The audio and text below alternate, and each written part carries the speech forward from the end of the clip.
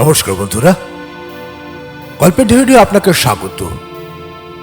গল্পের ঢেউ গল্পের সিরিজে আজকের গল্প পড়ছি ঘোড়া। লেখক অচিন্ত কুমার সেনগুপ্ত। গল্প পাঠে আমি সাগর লাহিড়ী।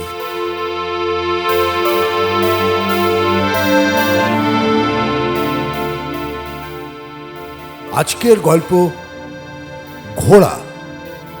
লেখক অচিন্ত কুমার সেনগুপ্ত।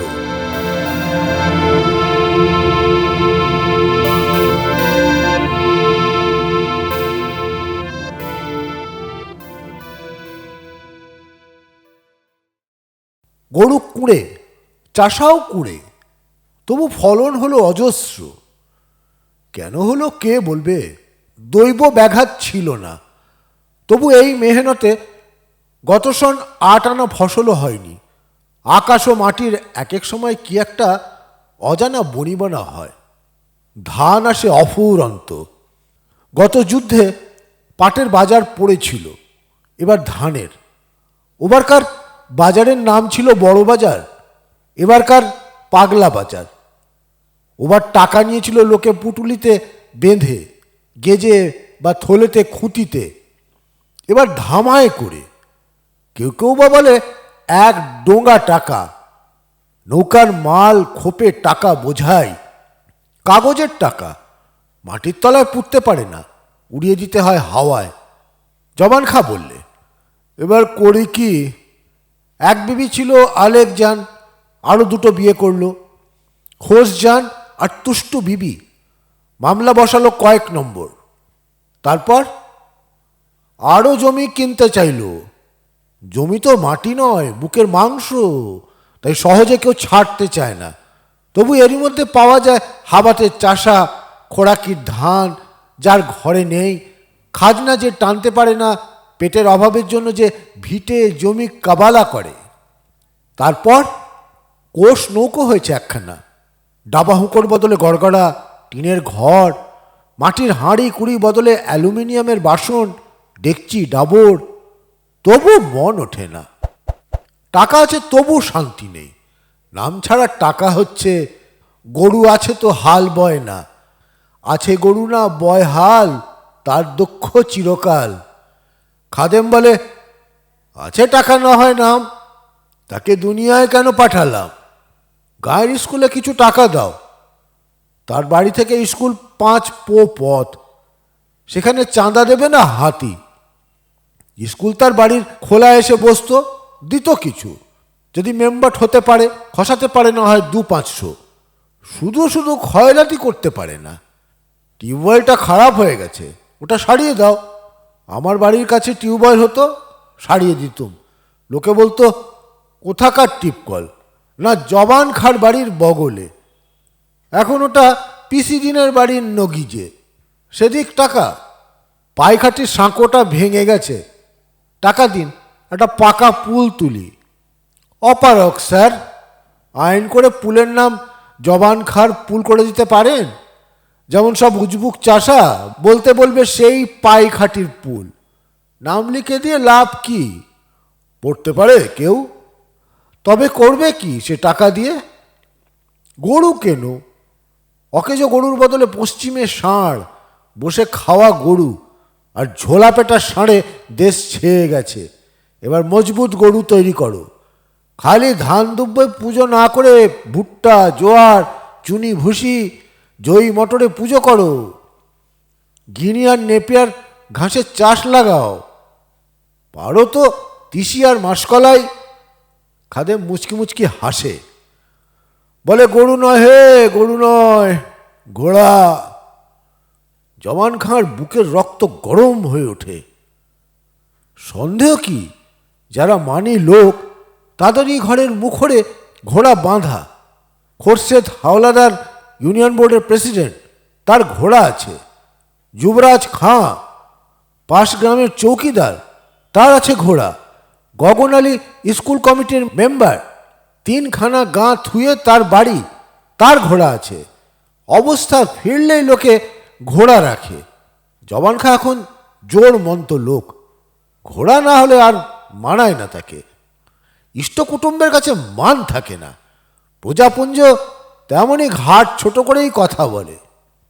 তাছাড়া খোরশেদের সঙ্গে তার ইয়জ জমির সীমানা নিয়ে ঝগড়া, যুবরাজ খাঁর সঙ্গে জামাত নিয়ে তর্ক, গগন আলীর সঙ্গে ভোট নিয়ে লাগালাগি। না, ঘোড়া চাই। এতদিন দুর্বল ছিল বলেই গরু মোষের দিকে তাকিয়েছে, এবার ঘোড়ার দিকে নজর পড়ল জওয়ান খাঁর। গরিব বলেই ভোটে জেতেনি, মামলায় জেতেনি, পারেনি ইউনিয়ন বোর্ডে ঢুকতে, পারেনি স্কুল কমিটিতে, সালিশি বোর্ডে, জনে জনে টাকা দেওয়ার মতো তার মুরত ছিল না। এবার এক মুঠে ফেলে দিতে পারে কয়েকশো। নতুন আরেকটা কমিটি হয়েছে, ফুড কমিটি। জওয়ান খাঁ এখন ফুড কমিটির মেম্বার। আর মেম্বার যখন সে হয়েছে, তখন তার ঘোড়া না হওয়া মানে চাপরাশির চাপ না হওয়া।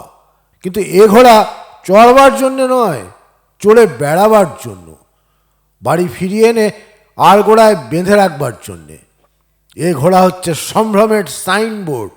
লোকে বলবে দরজায় ঘোড়া বাঁধা।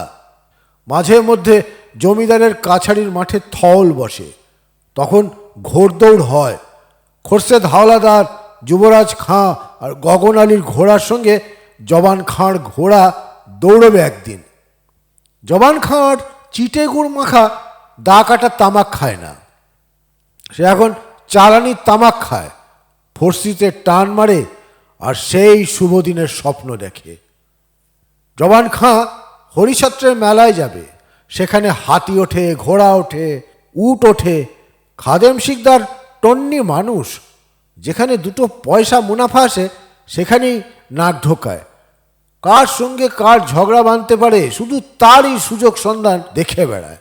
এর হাতে দেয় শীতকাঠি, ওর হাতে দেয় লেজা, ঝগড়াকে ফেনিয়ে ফাঁপিয়ে নিয়ে যায় মামলাতে।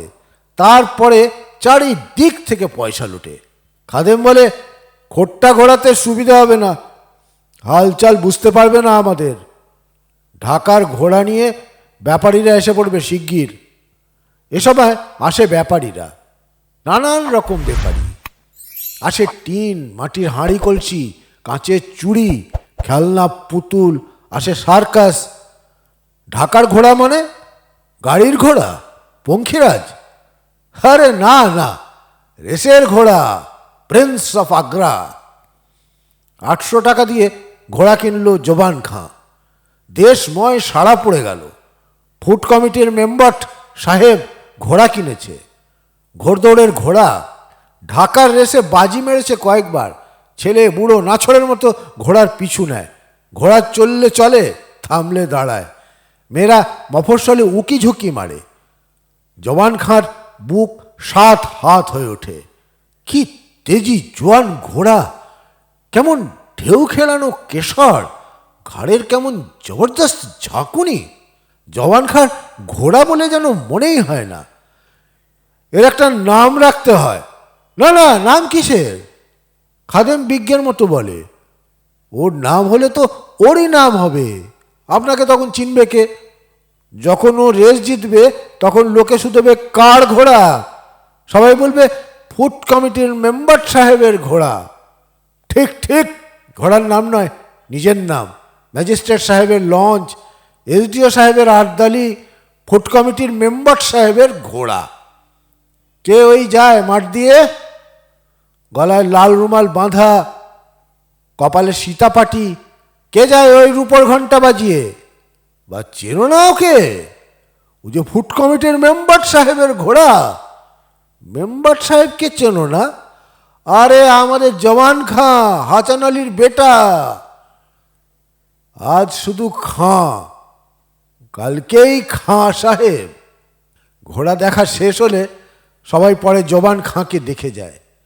গগন আলীদের মতো সে ছ্যাঁকড়া গাড়ির ঘোড়া কেনেনি, সে কিনেছে ঘোড়দৌড়ের ঘোড়া। বাছাই করা সোয়ার আনতে হয়েছে শহর থেকে, নইলে ওকে সামলাবে কে?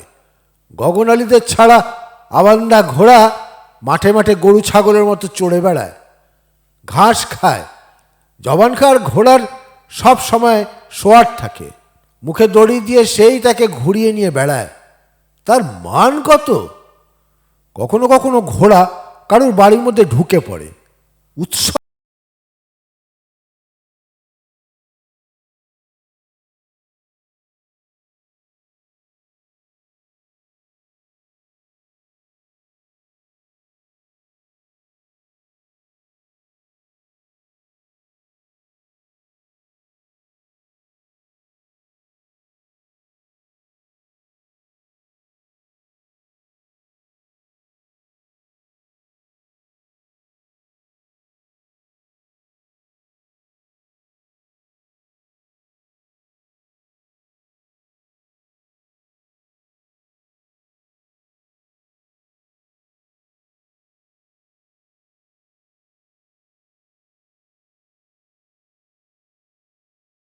সময়েও আর সেই দরবার কারবার বসে না। মেলা মজলিস এখন সব মিয়ে গেছে। তবু ঘোড়া আছে জবান খাঁর, ছন্ন ছাড়ার মতো মাঠে মাঠে ঘুরে বেড়ায়, ঘাস খায়, ধান খেতে ঢুকে পড়ে। সোয়ার যে ছিল মনসুর, সে এখন চাষাবাদ দেখাশোনা করে, ভুঁই ভাঙে, বীজ পোতার চাতর দেয়, কখনো কখনো বা পেয়াদা মির্ধার কাজ করে। তদবির তদারকের মধ্যে মাঝে মাঝে ঘোড়ার পিঠে চড়ে ঢিমে কদমে হাওয়া খেতে বেরোয়। জিনের বদলে পিঠের ওপর দোমড়ানো বালিশ আর লাগামের বদলে দড়ি। কেউ কেউ বলে দৌড় করাও। মনসুর বলে এখন কি, যখন থৌল বসবে তখন, বেফায়দা ছুটিয়ে লাভ নেই। সোয়ার ঘোড়ায় চড়ে তাই উজ্জ্বল চোখে দেখে জবান খাঁ। বুকের রক্ত মুখের ওপর চলকে ওঠে। তারপর যেদিন ও ছুটবে, ফার্স্ট হবে, সেদিন ওর খুরের বাজনা বাজবে যেন বুকের পাঁজরায়। কিন্তু কবে ও ছুটবে, কবে হবে ওর নিমন্ত্রণ? নোনা হাওয়ায় বাদ ধরেছে বোধহয়। খালি চাল খায়, ধান খায়, ঘাস খায়, প্রায় গরুর মতো ব্যবহার করে। গেঁতো হয়ে পড়েছে দিনকে দিন, গাধা বোটের লস্করের মতো। যখন তখন দাঁড়িয়ে দাঁড়িয়ে ঘুমোয়। শরীরে যেন সে তেজ নেই, জেল্লা নেই, কেবল খায়, খেতে পেলেই খায়, যা পায় তাই। ক্ষেত টেত সব তছরূপ করে দিচ্ছে। খেসারি বুনেছিল আউশ ধানের সঙ্গে, ফসল পাকবার আগেই সব খেয়ে নিয়েছে।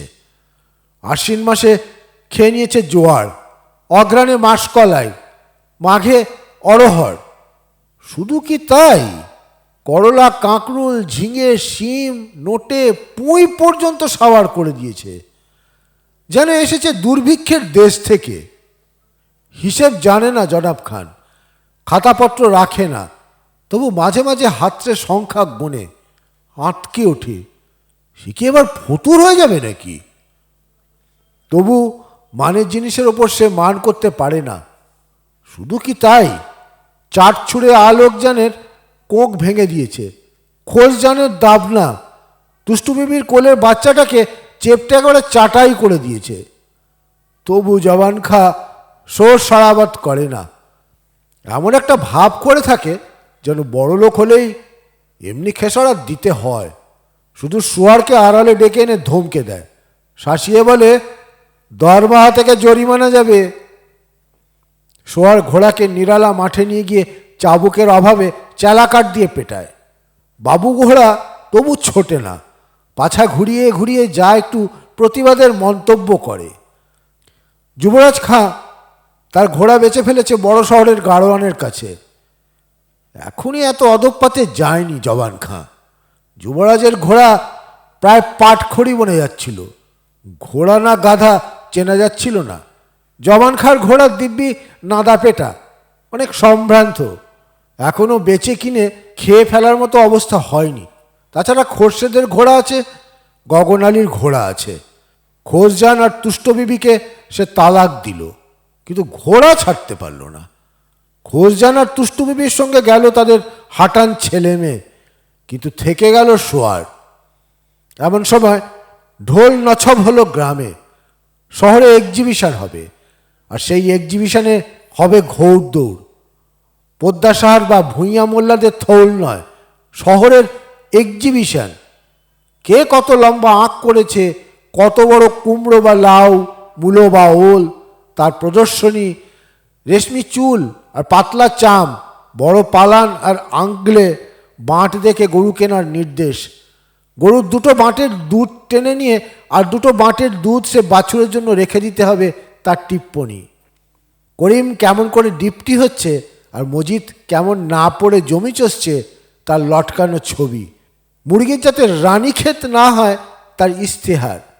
আর দুর্ভিক্ষের পর সারি সারি বেসুমার খাবারের দোকান, তেলে ভাজা থেকে শুরু করে মাংস, পোলাও, সোডা, লেমনেড। তা না হলে লোকে আসবে কেন?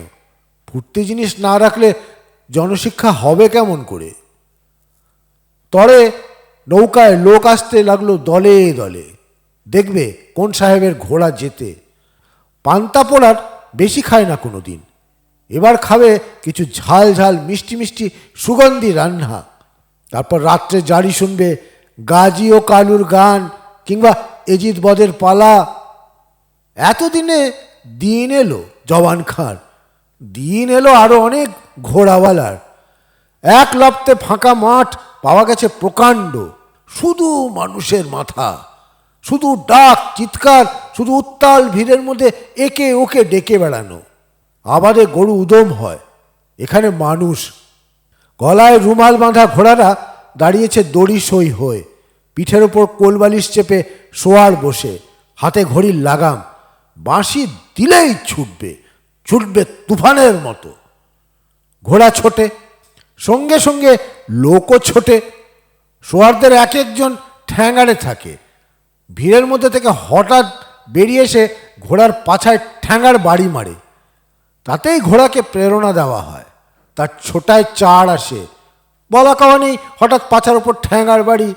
ঢিমিয়ে পড়া ঘোড়া আবার টকবগিয়ে ওঠে।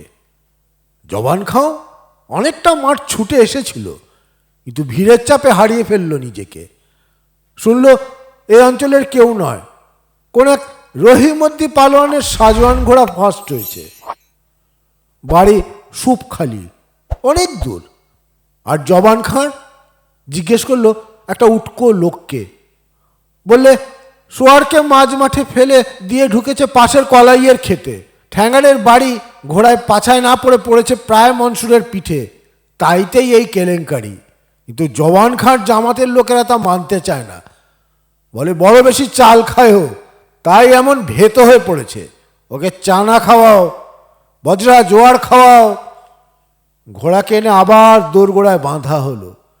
গলায় সেই শুকনো রুমাল, মেডেল ঝুলছে না তার সঙ্গে, তবু কিছু মনে করেনি জওয়ান খাঁ। দেখা যাবে পরের বার, একবারে একজনের বেশি তো ফার্স্ট হবে না। খুরশেদ গগন আলী তো পায়নি। ঘোড়াকে আর মাঠে ছেড়ে দেওয়া নয়, পোস্টাই খাওয়াতে হবে, ছন্ন ছাড়ার মতো আর ঘাস পাতা নয়। ফুড কমিটির হাতে কয়েকশো বস্তা বজরা এসেছে। লঙ্গরখানা বন্ধ হয়ে যাওয়ার পর গুদামে বসে পড়ছিল অনেক দিন, সেগুলো এবার সাফ করে দেওয়া দরকার। পুড়িয়ে ঝুড়িয়ে নয়, টেন্ডার নিয়ে বিক্রি করে দিয়ে। অর্ডার হয়েছে, পশুর খাদ্যরূপে ব্যবহার করতে পারো, কিন্তু খবরদার মানুষের খাদ্যরূপে নয়। কত মানুষ পশুরও অধম হয়ে মরে গেছে, তার লেখাজোখা নেই। জওয়ান খাঁ কিনলে কয়েক বস্তা, মজুত করলে। বালতি বোঝাই করে খেতে দিল ঘোড়াকে। কতদিন মাঠের টাটকা শাকসবজি খেতে পায়নি, ঘোড়া অশ্বগ্রাসে খেতে লাগলো। কিন্তু খাবার পর নাকের মধ্য দিয়ে কতগুলি শব্দ করে ও কতক্ষণ ঘন ঘন লেজ নেড়ে মশা তাড়িয়ে কি হলো তার কে বলবে। পাগলের মতো হয়ে গেল, প্রায় হন্যের মতো। দড়ির বাঁধন ছিঁড়ে ফেলে দিয়ে ছুটতে লাগলো বেমাক্কা। মনসুর তাকে ধরতে গেল, কাঁধের উপর কামড়ে দিলে। জওয়ান খাঁকে দেখতে পেয়ে মারলে দু পায়ে চাট ছুঁড়ে। গাছের সঙ্গে ঠোক্কর লেগে মাথা ফেটে রক্ত ঝরতে লাগলো। কারো সাহস হলো না এগিয়ে যায়। খানা খোদল পেরিয়ে ছুটছে, ফিরছে, আবার কান্নিক খাচ্ছে। মাটিতে শুয়ে পড়ে ছটফট করতে লাগলো বেহুশের মতো। সবাই বললে শুল হয়েছে, অশ্বশুল, তোরপে তোরপেই মরবে এবার। টন্নি বললে গলা নামিয়ে, নিশ্চয়ই কেউ বিষ খাইয়েছে, নিশ্চয়ই এ মনসুরের কাণ্ড। মনসুর খোরশেদের চাচাতো বোনাই, গগন আলীর ফুফাতো ভাই। যাই আমি শহর থেকে পশু ডাক্তার ডেকে নিয়ে আসি। তার রিপোর্ট পেলেই ড্যামেজের মামলা ঠুকে দিতে হবে 1 নম্বর। 50 টাকা কবুল করে পশু ডাক্তারকে নিয়ে আসা হলো, কিন্তু ততক্ষণে ঘোড়ার শেষ পগার পেরিয়ে গেছে। সবাই বললে, নদীতে ভাসিয়ে দাও শালাকে। জওয়ান খা বললে, না, মাটি দেব, ওকে আমি অসম্মানী হতে দেব না। খোঁড়াতে খোঁড়াতে গেল সে কবরখানায়, খোঁড়াতে খোঁড়াতে বাড়ি ফিরে এলো। অন্ধকারে শুনল একটা গরু ডাকছে বাড়ির মধ্যে।